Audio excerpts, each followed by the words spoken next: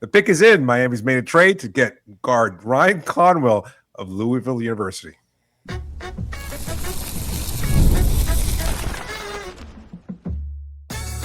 You are Locked On Heat, your daily Miami Heat podcast. Part of the Locked On Podcast Network, your team every day. Hello and welcome to Locked On Heat. I'm Wes Goldberg here with Ramil, recording this at almost 11 p.m. Eastern Time after the second round of the NBA draft. We just talked to Ryan Conwell. We talked to Adam Simon during their media sessions. We'll share with you everything that they had to say about the draft pick. Also, the Heat picking up a two-way guy in the undrafted portion of the second round draft night. So we'll talk about all of that. But we're going to lead off with Ryan Conwell, man. I got to tell you, we didn't do very much draft prep going into this draft because we figured that this 13th pick in the first round was going to get traded for Giannis, and that's exactly what happened. Well, we'll hold on to the 41st pick in this draft despite the Giannis trade. And I think the player that they got is a guy who could make an instant impact, but certainly is a guy that was selected with Giannis in mind. So let's talk about Ryan Conwell. Real quick little bio, summary, elevator pitch on this guy as a prospect. Kind of a combo guard out of Louisville, played on the ball and off the ball quite a bit. I've spent the last hour and a half film on him. And I like what I see. Two with a 6'7" wingspan, 215 pounds, which is... when I was reading the scouting reports on him, everybody kept mentioning his strength. The stronger than his size. I think that's a really important thing. And he was a 4-year college guy and played at 4 different universities, something that came up in his interview and the Adam Simon interview. But here's a couple things that I like about him right off the bat. Going into the second round, ESPN published a column. Jeremy Woo called him the best under-the-radar prospect left in the second round, saying, quote, although he's effectively a small two-guard, I liked him physically, shooting, and toughness, and think he'll find an NBA home long-term. He should come off the board in the 30s. That's exactly what happened because Miami, with the 41st pick, felt like they had to move up to go get this guy. We'll talk about why here in a little bit. But they traded up with Oklahoma City, sending 41 and some cash to Oklahoma City at 37 to go ahead and draft Conwell. He had a late first round, early second round grade, depending on the scouting reports that you were looking at and some of the mock drafts that you were looking at. But this guy is, at the end of the day, David, a shooter, a guy who's going to play hard defensively and compete. And I think one of the safest bets in this range of the draft to become an Asian player. I like the pick. What do you think? I can't say that going into this process I knew a whole heck of a lot about him.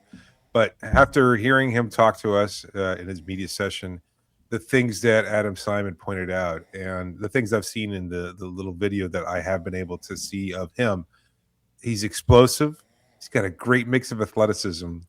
And the thing that Simon said that really really stood out with me was the character issues. It comes across in the conversation. Seems like a real honest guy, loves the just the willingness for the organization to take a chance on him, to trade up to get him. And he seems so committed. And you hear that a lot of draft picks will say this, obviously, on draft night. Nobody's going to get drafted and be like, yeah, I don't care what happens next. No, they're all enthusiastic about it. But there's a sincerity to it that comes across really poignantly. And I think Simon really made a great effort to illustrate the character issues, what define him as a person, were something that really stood out. So they're looking for high character guys that are willing to do the work, that have been competitive, that have gone through the various changes. Like a guy like Conwell, who's been through 4 different schools, that could have really defined him in a very bad way. But Simon pointed out, it's not like he left these schools and wasn't asked to come back or wouldn't have been accepted back. He said nobody chased him out of those programs. In fact, they would have welcomed him back. Yeah, that's right. So he went on to try different things and to have different opportunities. And I think Simon also made a great point in saying, you know what, he hopefully he learned something from each of those 4 schools that he attended.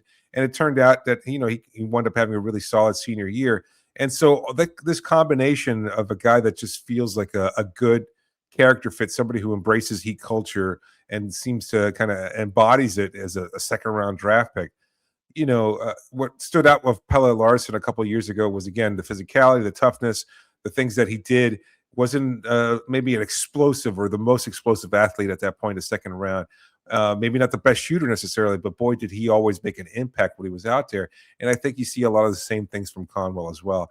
And the fact that he's got this great kind of character and dedication, I'm excited about it, to be honest with you. I think it's a great fit. It kind of shows exactly what Miami's trying to do and build out this roster to complement Giannis Antetokounmpo and Bam Adebayo, because they know they're going to need some scoring. They know they're going to need to shore up that backcourt a little bit. And I think Conwell's going to be a great fit for the Heat. Yeah, you could look at the fact that he played at the four.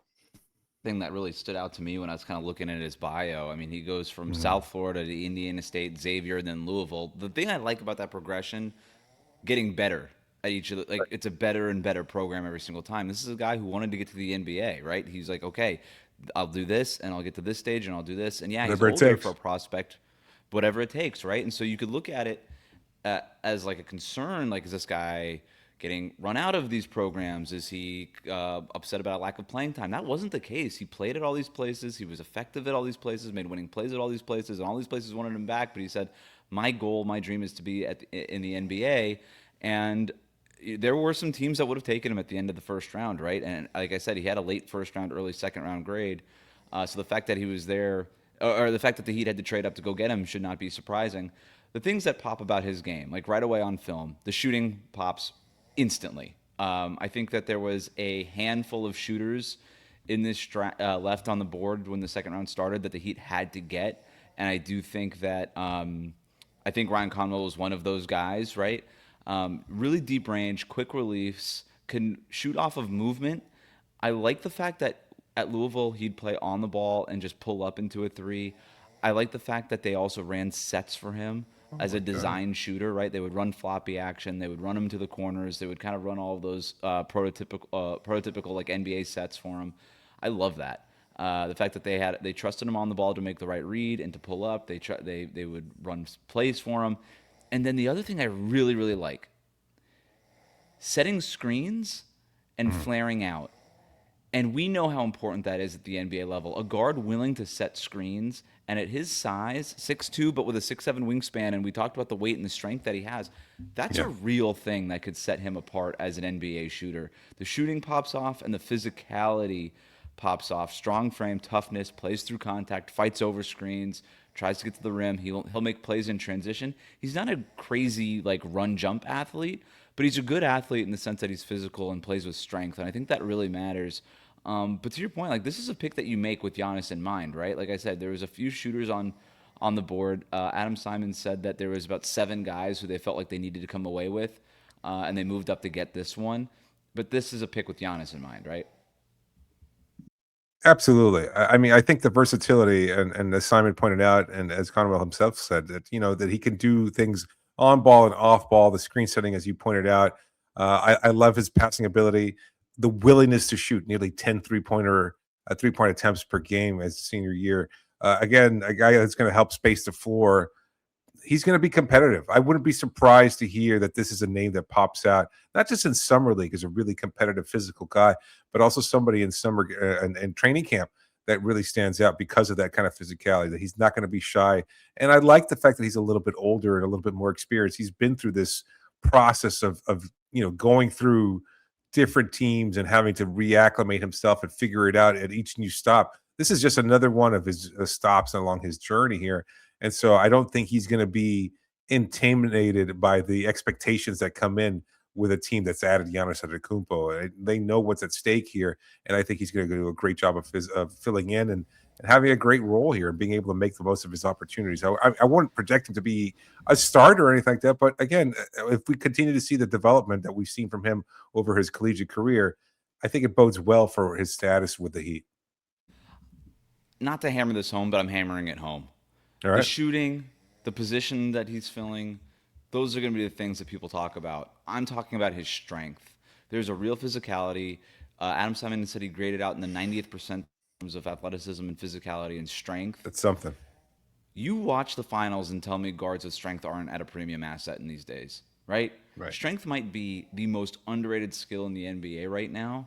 You just got a one guard, a two guard really, who has 90th percentile strength. That feels like it could be at least the makings of a draft steal, right? And the Heat, look at their track record. Pelle Larsson in the second round, that's a steal of the draft, and I trust their analysis and I trust the way that they develop these guys. Let's talk a little bit more about Ryan Conwell in the next segment. What are some of the player comps so people get a better idea of what the kind of game this guy has and will bring to the table? What's his ceiling? All of that coming up next.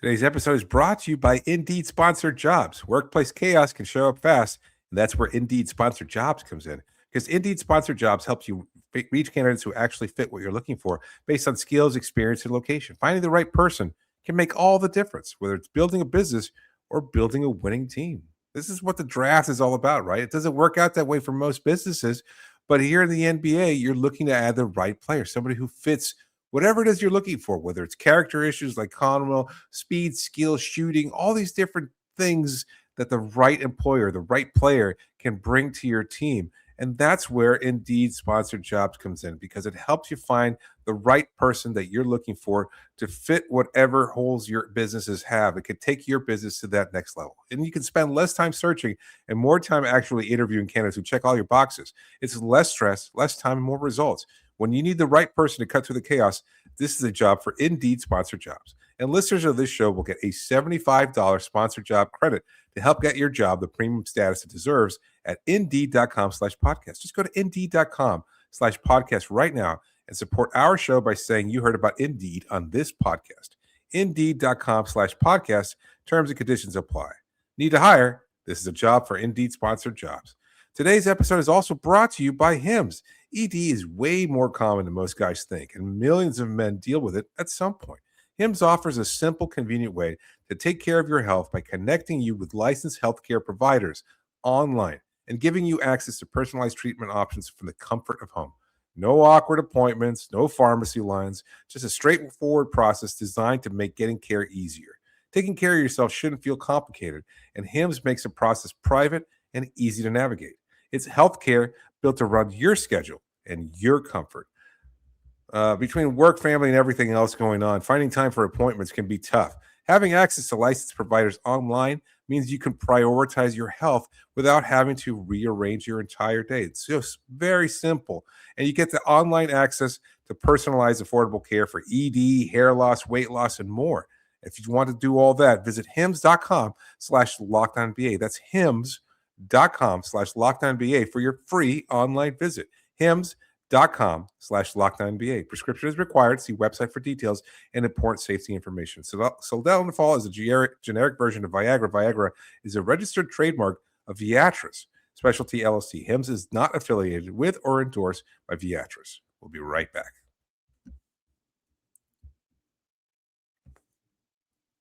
Welcome back to Locked On Heat. Thanks for making us your first listen of the day. Thank you for making the Locked On Podcast Network the #1 sports podcast network. If you haven't already, go check out our new Everydayer Club, where you'll get access to an ad-free audio feed for Locked On Heat compatible with Apple Podcasts, Spotify, and every other major podcast app, and an invite to the members-only Locked On Everydayer Club Discord server, which includes a group chat just for listeners of this show. Go to lockedonheat.supercast.com in the show notes to learn more. Let's dive deeper into the fit here of the Heat's second-round pick, Ryan Conwell, before we get into some reasons of why they felt like they needed to trade up to go. But the Heat, with this pick, are looking to check 3 boxes here: shooting, defense, culture. Check, check, check. Talk about the shooting. It comes up in every scouting report. You watch it on film, quick release, really high volume, right? Like, tends to translate. All the touch indicators translate too. I mean, he's got the high free throw shooting percentage, high volume on the threes. All that stuff is really helpful. The defensive mindset, as we talked about, the ability to take guys into his chest, to fight over screens, to play with a physicality. When you look at the team that the Heat are building, obviously they have a major need for shooting, but also part of the identity of this team is going to be hard-nosed defense. And I think that's what he's going to bring to the table, too. He's not going to be a standout defender, but, he talked about watching Drew Holiday film, right? And so this obviously matters to him. And so that's going to be great at the point of attack. And the other thing is the culture fit. And you could tell just how competitive this guy is and how much he wants it by all of the things that they were talking about and some of the anecdotes that you can find with a quick Google search about this guy. All of that, check, check, check. When you about what his role will be on the team, I think you're looking at a bench shooter who's going to compete for minutes in the backcourt. I think right away. We'll see how the rest of the offseason shakes out, but certainly that opportunity is there. When you draft a guy with this much experience and this kind of skill set, this is a guy who you think has got an ability to at least contribute some, as a rookie. Yeah, yeah. I look at my gut is a little concerned about being somewhat undersized at 6'2", right? But I've seen him listed at 6'4". I mean, I think it's closer to 6'2", but the wingspan helps. The It's 6'2" tenacity, the without physicality. shoes and 6'4" with shoes, which All right, I don't know who's whatever. wearing 2-inch shoes, but whatever. So the size might be a slight question, but I mean, look, we're seeing it with Davion, and I think you're going to see that with Conwell too, where he's going to come in and be a guy that fans are really going to appreciate the bulldogged nature, the tenacity, the physicality. And I love that he's going to bring this in a way where it's definitely going to be the new identity. And I think the selection really speaks to what Miami's looking to build here. Obviously, with Giannis, knowing that you're going to be sacrificing some offense because the team is just really yet to be fleshed out fully, you're looking at definitely a SPO team, right? Defensive minded mentality first and foremost. They're going to be defined by what they do. Can they score 100 points every night? Maybe not, but they'll be locking down teams and it feels very much like this is one of the most heat teams that we've had in a long time because I get the feeling that opponents are going to be scared of coming to Miami and having to deal with the kind of overt physicality that this team is going to bring to the table. And Conwell, I think, even though he didn't show necessarily great defensive presence or wasn't known for being a great defender, I think he projects that way. And I think the way that he spoke of it, the way that Simon talked about it, the tools are there. And so he's going to be another guy off the bench that's going to come in there and just be willing to mix it up and use that kind of length, use that athleticism, use that strength to make you work for everything you do. And between the additions of Giannis and, of course, Bam already on this roster, it's going to be great to see how players have to find a way to counter this new identity and the players that kind of embody that identity. So I think it just the more we talk about it, the more we hear about him from the players, him himself and from Adam Simon, and just the way that Simon talked about the coaches and opposing coaches. Like, the Heat organization does their homework when it comes to scouting, but the fact that they went and traded for him to acquire him is, I think, really stands out as well. Like they saw this guy and like, wow, he's still on the board. We've got to do something. And there was talk that he was already very high in the Celtics draft board. Miami made the leap to get in front of the Celtics to be able to select him. They wanted this guy on this team. And I think he fits what they're looking for a reason. And I think that's why they went above and beyond and try and grab him. So it just feels like it's going to be a really good fit for the Heat. In terms of the ceiling of this guy, like I'm trying to think of what projects as in terms of a player comp. Like Donte DiVincenzo? Is that too much of a stretch? I could see it. I could see it. Again, like maybe not no superb, overt athleticism, but certainly more than enough at this level. Always tries hard despite maybe against some size limitations. A little bit of a nasty streak on the court. Yeah. Rangy shooter, kind of streaky as well. But a guy that you want do a on this little bit team on the because ball, he's going too. Yeah, absolutely. Yeah, I hope the ceiling is as high as his player comp or what he likes in terms of seeing film. And Simon said, you know what, he thinks is a great comp too, the Drew Holiday comp. I mean, that is probably not realistic because Drew Holiday is one of the most underrated players of this generation. But at the same time, a guy that really stood out there and obviously what he's capable of defensively, and you never really count on him to do too much offensively. But I like that potential. Well, For Drew him, Holiday was he was a first round pick, right? With real I know pedigree and it's a stuff. reach. So it's like, yeah, it's definitely a reach. And that's why I'm trying. Like I think you look at maybe like a Sam Merrill type with a little bit more on ball juice, or I think at worst you're looking at a guy who might be like a Garrison Matthews, who's just sort of a deep bench shooter. But even a Garrison Matthews, I mean, that guy, it's not going to excite Heat fans, but he's been in the league for a long time and just keeps It should. He killed sticking at the end Miami of for a number rosters. of years. It's true. That's fair. Yeah, yeah. And like, look, if you're in the second round, just to have an NBA career is a win, right? And so you pair that skill set with Miami's development staff, and you got to feel pretty good about it. Let's talk a little bit more specifically about why the Heat felt like they needed to move up in the draft here, even in the second round, to go get him. We'll talk about that and another late addition for the Heat after the draft, a two-way guy that the Heat added. We'll tell you who it is after this. Today's episode is brought to you by Game Time. There are more live events than ever worth seeing right now. Games, concerts, comedy shows, festivals. The hard part usually isn't deciding what you want to attend. It's actually getting the tickets. Between long wait times, confusing checkout processes, and surprise fees, buying tickets can sometimes feel harder than it should. That's why so many fans are turning to Game Time. The app is built to make buying tickets simple with upfront pricing, seat views before you buy, and exclusive savings opportunities to help you get to the events you want without the usual hassle. Look, everybody loves live events. And if there's anything that kind of symbolizes or just brings out the emotions and the excitement of a live event, we're watching it play out right now in live with the World Cup. The crowds are electric. There's nothing like being in that crowd and seeing the excitement as people root for their home teams, root for their countries. And just even if you're caught up in a moment, you're not necessarily rooting for somebody.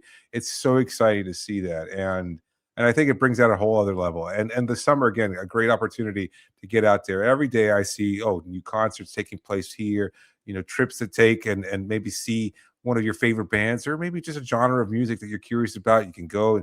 South Florida has so many of those opportunities. And with Game Time, you get the best tickets available. If you've never been to the venue, you can see exactly where you'll be sitting because of the app that shows you exactly what the seat views are like from wherever you buy tickets. And you're getting the best price guaranteed. That's what helps you take the guesswork out of buying tickets to every type of event when you use Game Time. Download the Game Time app, create an account, and use the code LOCKEDON. You get $20 off your first purchase. Now, terms do apply. But again, create an account, redeem the code LOCKEDON, and you get $20 off. Download the Game Time app today. We'll be right back.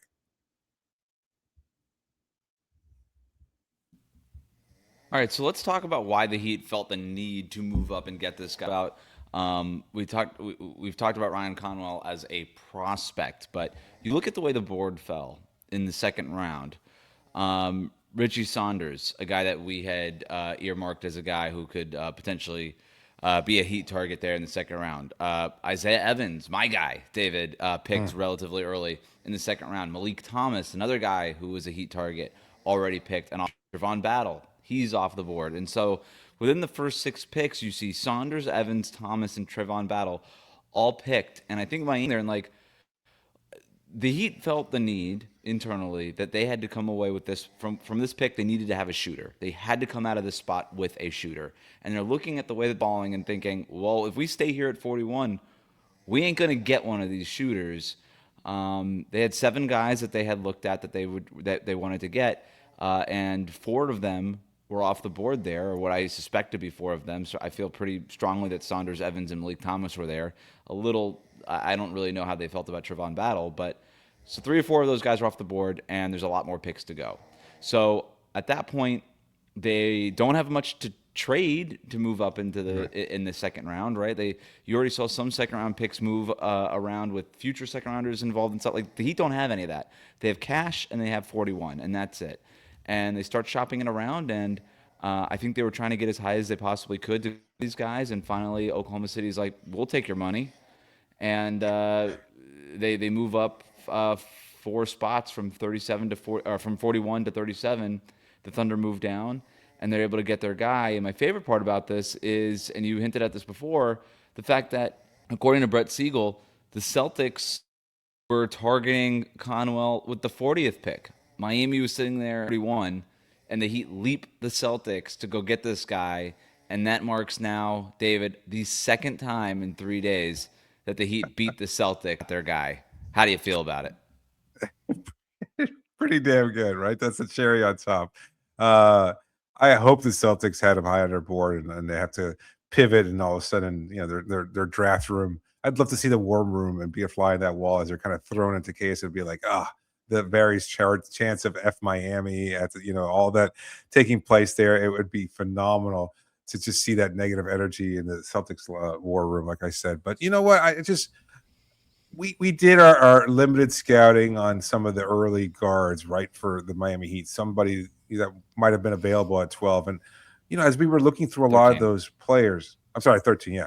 As we were looking for a lot of those players that might have been available, so many of them were kind of underweight or just lacked the kind of physicality because they're still young players, and so like it's not a surprise that a guy like Conwell drops to the second round because he's a little bit shorter and because he's been in school. Well, somebody that was on the Heat roster last year and was given the same knock was Norm Powell. Like I remember interviewing him as a rookie and telling me the reason he dropped the way he did in the draft was because he was a 4-year player. It's just there's a stigma attached to it. They think, oh, if you're not good enough to come out in the first round, then why would I take a chance on you? And so for a guy like Conwell, maybe teams didn't think much of his ability because of his ceiling was limited or something along those lines. But that's not to deny that he was able to make an impact at the collegiate level, especially as you pointed out that he was continuing to get better throughout his 4 years in college. So I really like the pick because I think he just, as you said, checks a lot of boxes.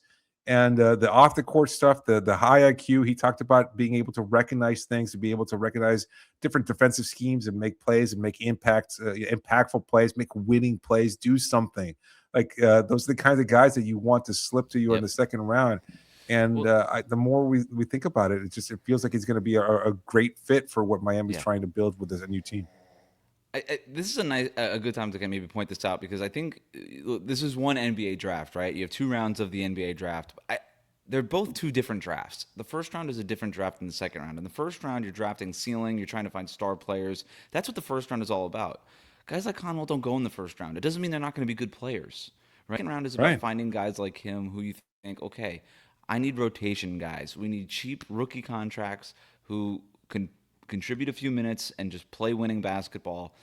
And that's what this draft is for. It's 2 different drafts. And I think the Heat got one of the better picks in this draft, in this second round, this part of the draft. So if I were to venture to give this thing a grade, I'm going A+, man. I love it. I'm all in. I'm trying to think of everybody, like, given the guys that were already off the board, right? I was a big Isaiah Evans guy. If you were able to move up to get him, okay, great, whatever. Richie Saunders, ditto. Really liked him.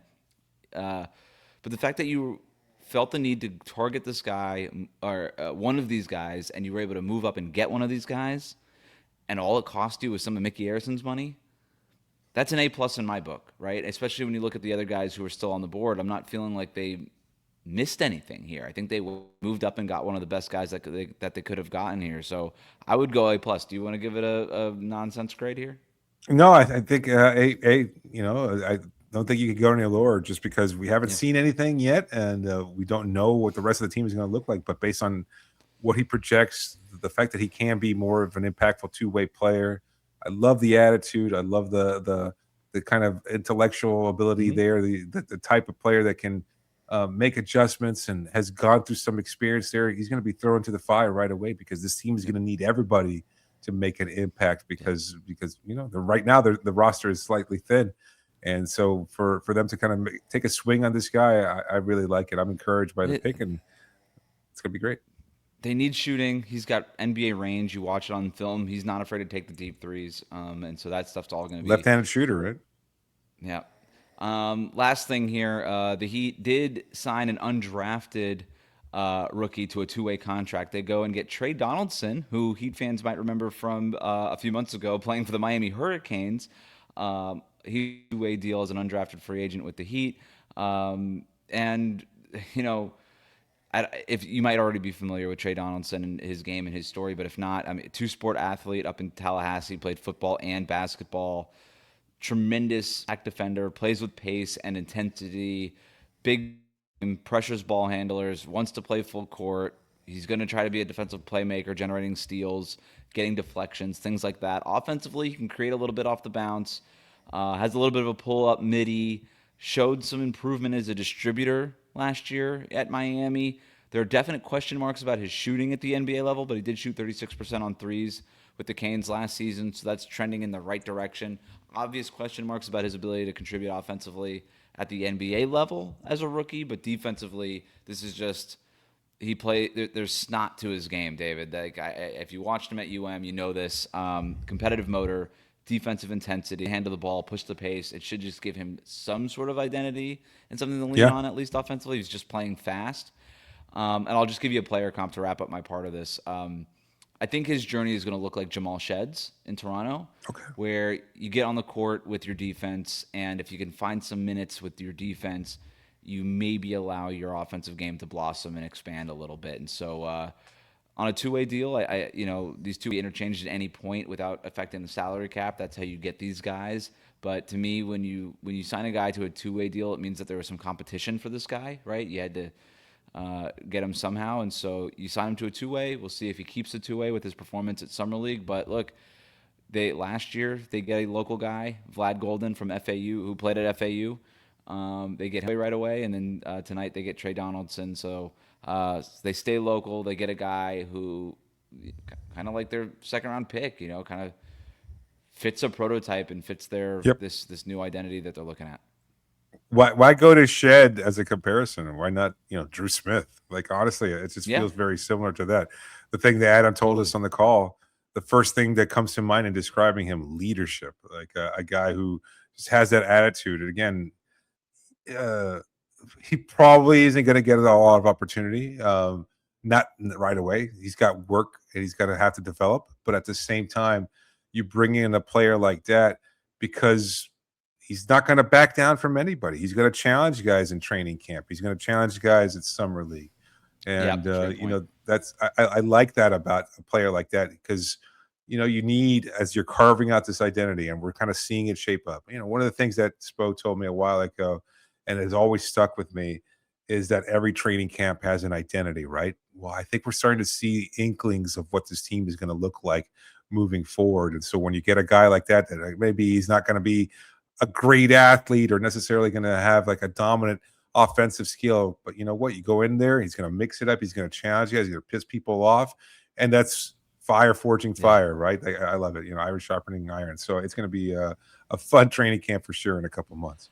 It's such a great point. When you think about some of these guys who are at this stage of their NBA journeys, right? It's who do I want at training camp? Who do I want in the room with my best players? And it's guys like this who just, again, they have a snot factor to their game. They're going to bring a competitive edge, and they're just going to raise, the amp levels, right? Like, you're not going to be able to play at a 6 or 7. They're going to raise everything to an 11 here.